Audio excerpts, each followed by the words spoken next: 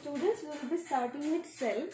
We have already discussed about the definition and we have already seen the introduction part. So now we will be moving on to the bold part that is given in your book, that why is cell called the building block of life.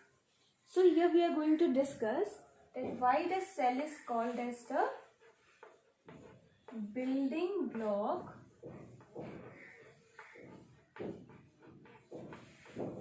of life. Okay, so let us start with the basic term, that is the cell. So here we have the cell. Now many cells will come together to form a group. What they will do? Because you see, there are many types of cell in our body. Not all the cells will do the same type of activity. That means different cells in our body are going to perform different activity. And based upon these activities, the cells which will do the same activity, they will form groups to do the activity. So this group of cells where they are performing same type of activity, these are known as the tissue. So tissue is what? It is group of cell. Now this tissue, again there are different type of tissues. Now these different type of tissues, they are going to again form groups. Okay, again they will form clusters, again they will form groups, and they will ultimately form the organs of our body. Like say suppose the stomach is an organ, then our esophagus is an organ, the lungs are organ. So likewise the cell will form group to become tissue. Again different type of tissues together will form the organ. Now the organ, you see, many types of organ, they will together going to form the organ system.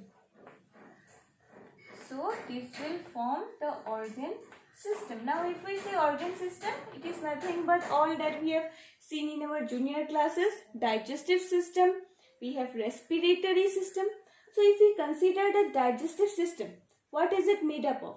We have the esophagus, we have the stomach, we have the liver, we have large intestine, small intestine. So all these are nothing but what? Organs. So all the organs of the digestive system together forms the digestive system. So the digestive system is the organ system, and all the organs that are included in the digestive system, those are the organs. So now see that after the organ system, what will happen? Many type of organ system will come together to form the, ultimately it will form the individual or the human being. If we consider, it may be animal also. So the organ system will, many organ system together, like what? We have respiratory system, we have digestive system, the excretory system, circulatory system. All this system together, what it will give, what it will lead to? It will lead to the individual, formation of an individual or formation of person. It may be animal and it may even be plant. That means living organism. Okay.